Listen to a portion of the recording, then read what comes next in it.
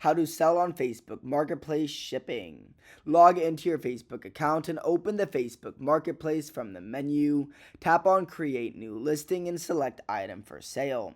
Add clear photos of the item you want to sell, showing different angles and the condition. Fill in the title, price, category, and detailed description of your item. Be honest and specific about its condition. For shipping, enable the shipping option. During your listing setup, you can either offer shipping only, local pickup only, or both. When enabling shipping, you will set the shipping price based on estimated weight. Choose your preferred shipping carrier and handling time. Once your item sells, you will receive a notification with a shipping label from Facebook if supported, or instructions to ship the item to the buyer's address. Package your item securely, attach the shipping label if provided, and send it out as directed by Facebook's instruction. Track the shipment and update the buyer if necessary for a smooth transaction. Mark the item as sold on Marketplace after the sale is complete to keep your listing current. Subscribe.